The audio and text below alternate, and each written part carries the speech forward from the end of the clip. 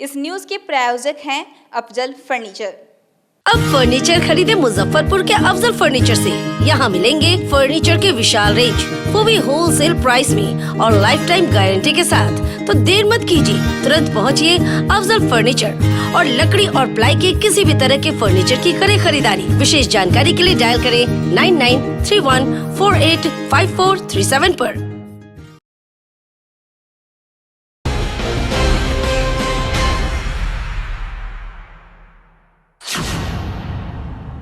नमस्कार, day news में आप सभी तमाम दर्शकों का बहुत बहुत स्वागत है। मैं हूं आपके साथ अनामिका। चलिए आगे बढ़ने से पहले एक नजर डालते हैं उन खबरों पर जो बनी है आज की सुर्खियां।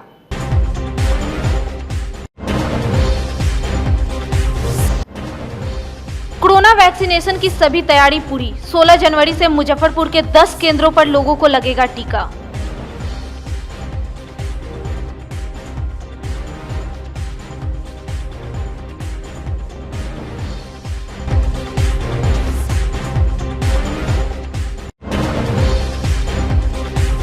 चोरी की गाड़ी के फर्जी कागजात बनाने में डीटीओ ऑफिस के कर्मचारियों की भूमिका आई सामने। 3 कर्मचारी गिरफ्तार, डीटीओ ने झाड़ा पल्ला।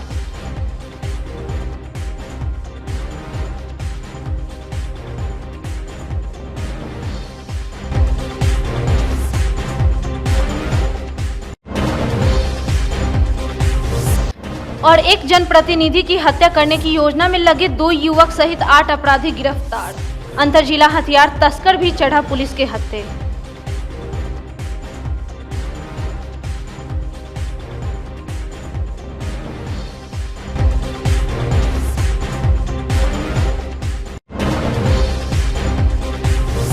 ये थी सुर्खियां और अब खबरें विस्तार से।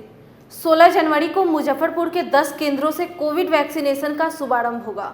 इसकी पूरी तैयारी कर ली गई है। इस बात की जानकारी देते हुए डीएम प्रणव कुमार ने बताया कि जिले में वैक्सीनेशन के लिए 20,622 लाभार्थियों को कोविड पोर्टल पर अपलोड किया गया है, जिसमें सरकारी और निजी दोनों संस्थानों से हैं। वहीं डीएम ने बताया कि एसकेएमसीएच, सदर अस्पताल, केजरीवाल अस्पताल के अलावा प्रसाद हॉस्पिटल को शहरी क्षेत्र में शामिल किया गया है। इसके अलावा ग्रामीण क्षेत्र में बोचहां, कटरा, गायघाट, कुढ़नी, मीनापुर और मोतीपुर सामुदायिक केंद्र को वैक्सीनेशन सेंटर बनाया गया है।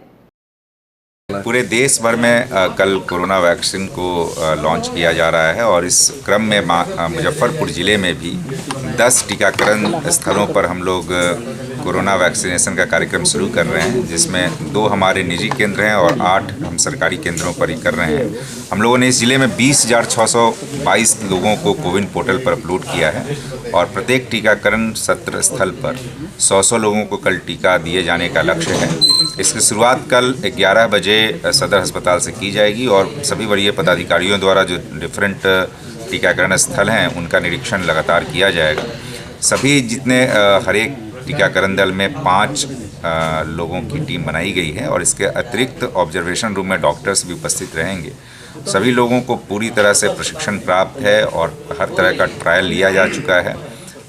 जिन लोगों को कल टीका दिया जाना है उनसे उनको सूचित किया जा चुका है और ये पूरा टीकाकरण सत्र और टीकाकरण की प्रक्रिया जो है काफ़ी सफल रहेगी। हम आश्वस्त हैं और लोगों से भी अपेक्षा है कि वो पूरा इसमें सहयोग प्रदान करें। सर, 50 वर्ष का को कल टीका नहीं दिया जाएगा, उसको कब टीका दिया जाएगा?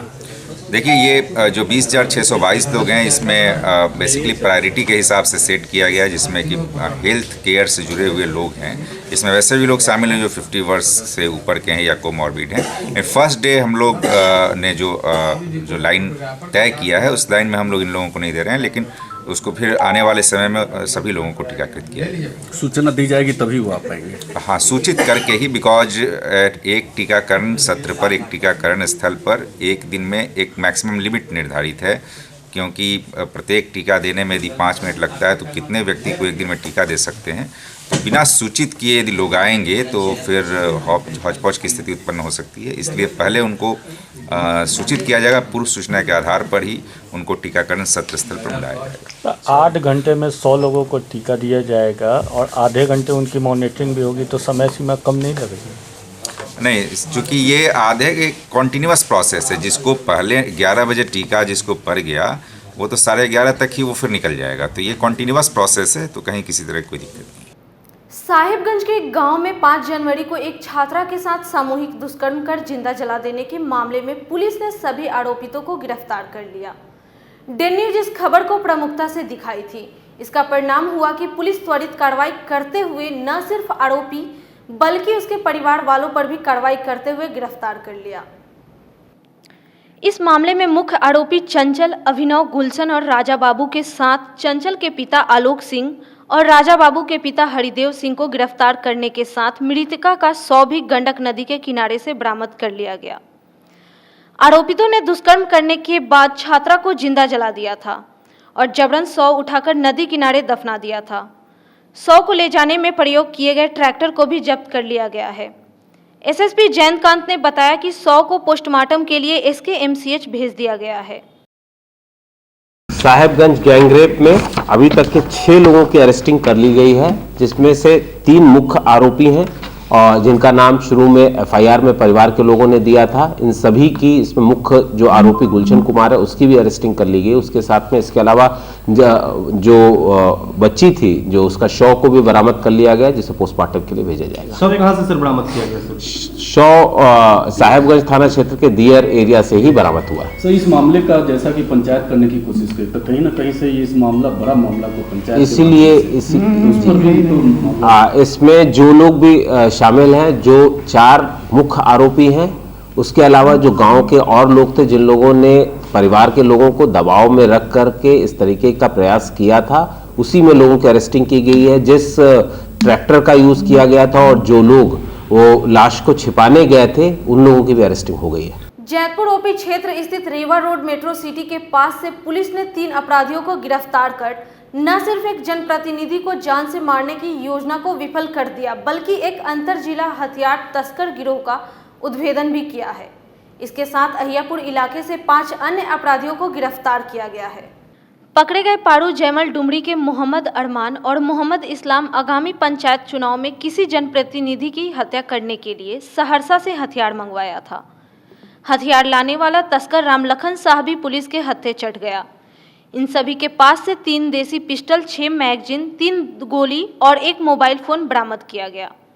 एसएसपी जयंतकांत ने बताया कि इन लोगों के साथ अहियापुर पुलिस ने मेडिकल ओवरब्रिज दरभंगा रोड के लीची गाछी में अपराध की योजना बनाते अहियापुर मझौलिया के अमित कुमार, रोहित कुमार, झपहा के जयकिशोर राय, गुड्डू कुमार और अखाड़ा घाट के सुनील सहनी 36 लीटर विदेशी शराब, 900 ग्राम गांजा, 1 देसी कट्टा और 1 कारतूस के साथ गिरफ्तार कर लिया।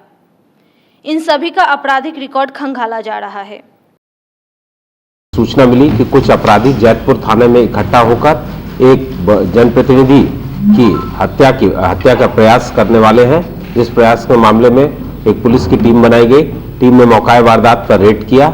रेड के दौरान तीन व्यक्तियों को अरेस्ट किया गया, जिनके पास से 3 पिस्टल व कारतूस बरामद किया गया। जब इनसे पूछताछ की गई तो इन्होंने बताया कि ये तुर्की थाना क्षेत्र में आगामी पंचायत चुनाव में एक जनप्रतिनिधि के ऊपर हमला करने की इनकी योजना थी, जिसे पुलिस की टीम ने, नगर पुलिस अधीक्षक की टीम ने विफल किया है।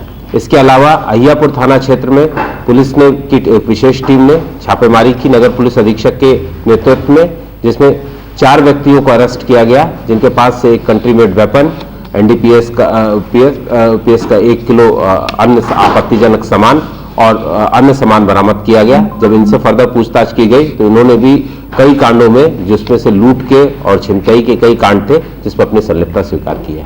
इस प्रकार पुलिस को अपराध रोकने में बड़ी मदद मिली। भीम आर्मी के पूर्व जिलाध्यक्ष जिम संचालक रोनोजित जॉन के हत्यारोपी सहबाज रिंकू और बिकी राम को जेल भेज दिया गया है।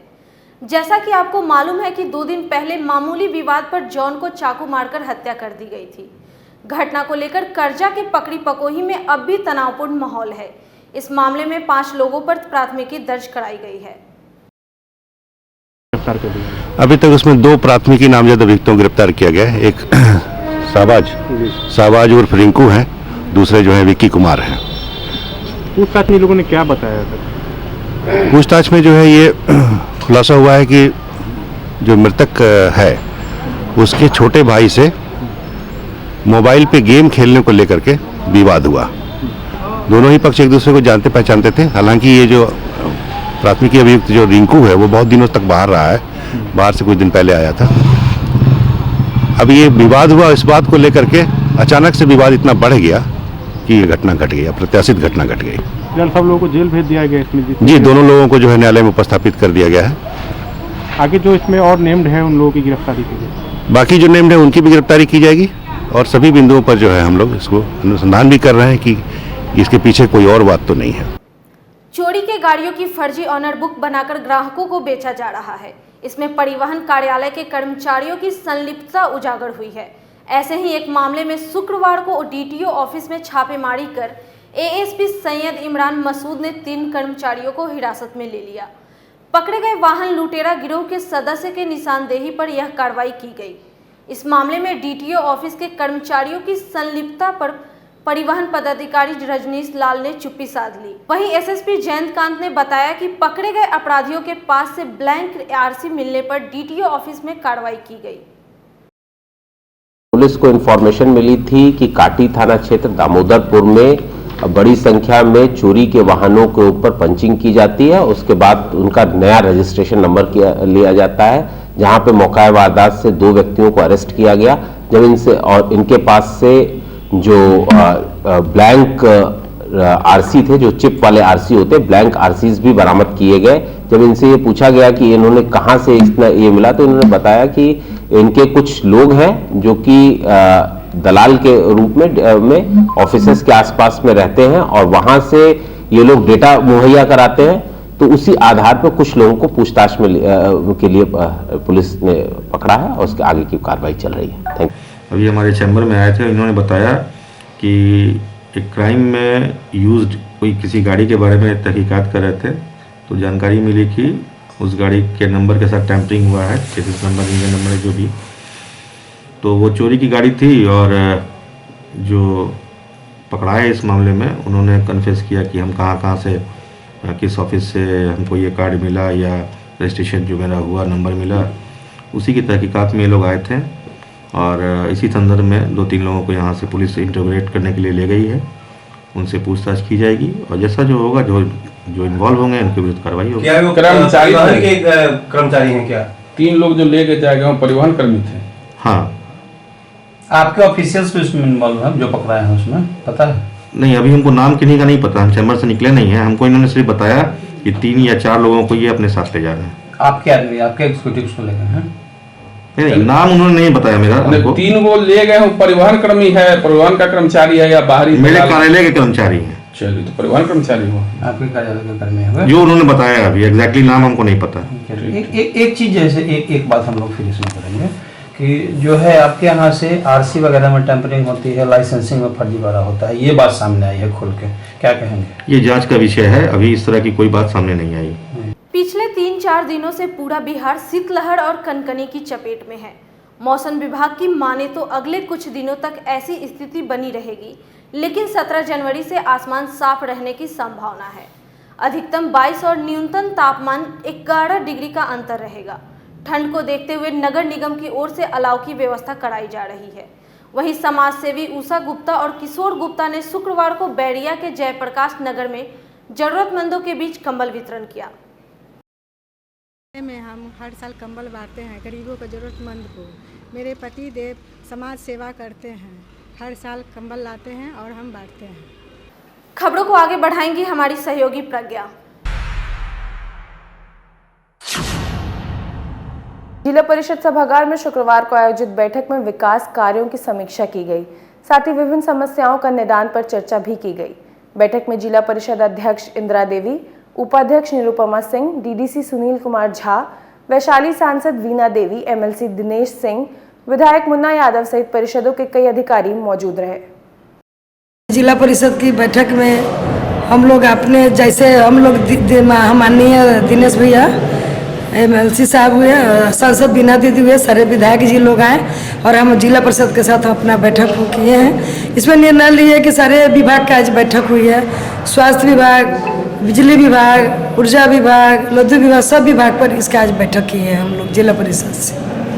निर्णय क्या किन सब बातों को? निर्णय लिया है कि हमारे डीडीसी सर बोले कि जो भी विभाग से जो बैठक हो रही है इस पर सब चीज़ के लिए निर्णय लिया जा रहा है, और जो विभाग से जो पदाधिकारी लोग नहीं आए हैं तो उनको बुला करके सूचना दे करके हम लोग इस पर कार्रवाई करने का काम करेंगे। मुजफ्फरपुर विकास एवं निर्माण मंच के बैनर तले शुक्रवार को समाहरणालय परिसर में विभिन्न संगठनों ने सत्याग्रह कर जिले में बढ़ते अपराध पर अंकुश लगाने की मांग जिला प्रशासन से की। मौके पर मंच के संयोजक रमेश केजरीवाल, नागरिक मोर्चा के महासचिव मोहन सिन्हा सहित अन्य संगठनों के प्रतिनिधि मौजूद रहे।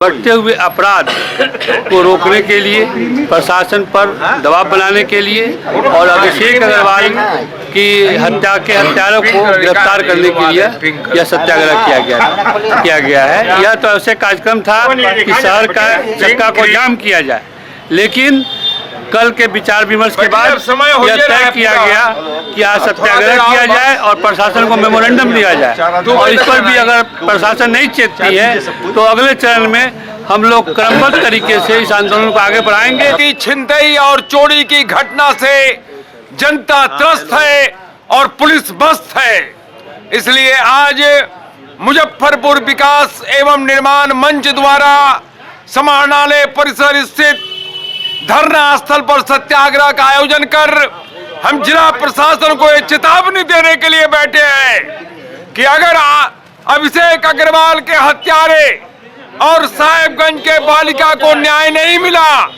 हत्यारा को गिरफ्तार नहीं किया गया, तो मुजफ्फरपुर की जनता सड़कों पर आएगी और मुजफ्फरपुर का चक्का जाम होगा। जिला प्रशासन को हम समय दे रहे हैं। हम राष्ट्रपिता महात्मा गांधी के मार्ग पर चलकर लोकतांत्रिक ढंग से शांतिपूर्ण आंदोलन कर रहे हैं। जब पुलिस कह रही है कि हम लाइनर को और साजिशकर्ता को पकड़ चुके हैं, तो फिर हत्यारे को क्यों नहीं पकड़ रही है? अगर हत्यारे को नहीं पकड़ा तो मुजफ्फरपुर में कोहराम मचेगा। सिकंदरपुर विकास समिति की ओर से शुक्रवार को मीनू शर्मा के कैंपस में नगर विधायक विजेंद्र चौधरी का जोरदार अभिनंदन किया गया।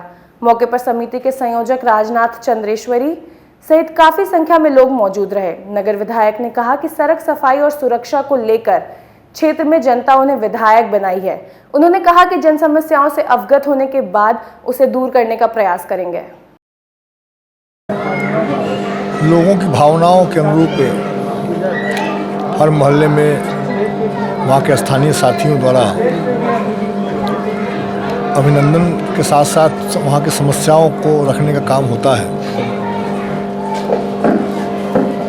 और हम उस काम में लगे हुए हैं कि पूरे 49 वार्ड में 4 पंचायत में घूम घूम करके स्थानीय समस्याओं को जानने का काम कर रहे हैं। जब समस्या हम जान जाएंगे तो फिर मोहल्ले वाइज कौन कौन समस्या ज़्यादा इम्पोर्टेंट है, कौन सा समस्या का जल्दी निराकरण जरूरी है, उस हिसाब से काम को आगे बढ़ाएंगे। हम ये यहाँ के लोगों को विश्वास दिलाते हैं कि शहर में विकास की गंगा बहेगी और काम होना शुरू हो गया है। कई जगहों पर काम चालू हुआ है और कई जगहों पर अभी उस प्रक्रिया में है, लेकिन 1 महीना 2 महीना के अंदर जो भी स्मार्ट सिटी का काम है या अन्य योजनाओं का काम है, वो सब योजना ज़मीन पर उतारने का काम होगा। और हमारा पूंजी वही है, काम पूंजी है, काम से ही हम जाने जाते हैं। और उसका पहले जो हम विधायक के रूप में अपनी शक्ति का इस्तेमाल लोगों के समस्या के समाधान में लगाए थे, उसी हिसाब से फिर इस बार उससे भी ज़्यादा ताकत से लोगों की समस्या का समाधान करने का प्रयास करेंगे। सड़क सुरक्षा और सफाई की स्थिति बद से बदतर होती जा रही है, तो उसके सुधार के लिए क्या किया? तो कह रहे कि सड़कों का निर्माण जब होगा, नालों का निर्माण होगा, तो स्वाभाविक तौर पर पानी का जमाव खत्म होगा, कीचड़ में चलना बंद होगा। तो इस काम में हम लोग लगे हुए हैं, बहुत जल्दी सफलता मिलेगी। सारे लोगों का, मोहल्ला वासियों का राय था कि नगर विधायक माननीय श्री विजेंद्र चौधरी जी का अभिनंदन समारोह किया जाए। इसी पर आज के दिन आयोजन रखा गया है, और रखा इसलिए गया है कि जब विधायक थे तो इन्हीं का दिया हुआ यहाँ जो रोड देख रहे हैं, सीमेंटेड नाला, सर्वप्रथम विजेंद्र चौधरी ही इस मोहल्ला में जो है कि अगर सीमेंटेड रोड का निर्माण किया पहला व्यक्ति वह है जिसका नाम विजेंद्र चौधरी है। इसलिए यहाँ के लोग बहुत उत्साहित थे, हम लोग बहुत उत्साहित थे कि भाई उनको बुला करके कम से कम हम लोग सम्मानित करें। और हम आशा करते हैं कि अब जो हम लोगों का जो भविष्य में जो हम लोग उम्मीद किए हुए हैं, अब हम लोगों को लगता है कि अब माननीय नगर विधायक श्री विजेंद्र चौधरी जी के द्वारा हम लोग को एकदम पूर्ण होगा। बिहार में शराबबंदी कानून लागू होने के बावजूद शराब कारोबारी एक पर एक तरीके अपनाकर शराब की तस्करी करने में लगे हैं। ताज़ा मामला जिला के बेनीबाद ओपी क्षेत्र का है, जहां एक मिनी ट्रक में घरेलू सामान लोड कर उसके पीछे तहखाना बनाकर शराब का खेप भेजी जा रही थी। लोगों की आंखों में धूल झोंक कर शराब उतारी जा रही थी। पुलिस जब तक वहां पहुंचती तब तक ट्रक खाली कर सभी वापस जा रहे थे। पुलिस की गाड़ी आते देख कारोबारी और चालक गाड़ी छोड़कर भागने में सफल हो गए। अयोध्या में भव्य राम मंदिर निर्माण के लिए शुक्रवार से मुजफ्फरपुर में भी श्री राम मंदिर निधि संपन्न अभियान किया गया।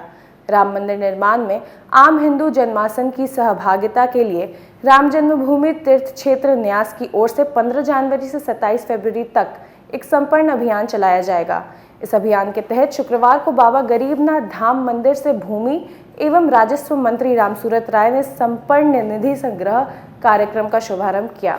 भाजपा जिला अध्यक्ष रंजन कुमार, नगर अभियान प्रमुख सुकेश कुमार, अभियान प्रमुख अजय कुमार और अमिता कुमार के साथ भाजपा जिला महिला मोर्चा के साथ ही भाजपा के सदस्यों ने भी राम मंदिर संपूर्ण निधि कार्यक्रम में बढ़ चढ़कर हिस्सा लिया। पृथ्वी पर भारतवर्ष में 135 करोड़ के जनताओं का आस्था का पर्व है। यह अयोध्या में जो राम मंदिर निर्माण होना तय हुआ है, उस निर्माण के तहत हम सभी लोग पूरे भारतवर्ष में 15 से 27 तक धन संग्रह का कार्यक्रम शुरुआत किया गया है। उसी संदर्भ में मुजफ्फरपुर जिले के इस बाबा गरीबनाथ के नगरी में दर्शन करके हम सभी लोग इस शुभ काम को में लगे हैं। और हर वर्ग के लोग, चाहे वो मुस्लिम समाज के लोग हों, चाहे जैन समाज के लोग हों, चाहे दलित हो, शोषित हो, अल्पसंख्यक हो, सभी वर्ग के लोग इसमें सहयोग कर रहे हैं। इससे साफ जाहिर होता है कि प्रभु श्री राम सबके थे, किसी जाति धर्म के नहीं थे, पूरे विश्व के कल्याण के लिए आए थे।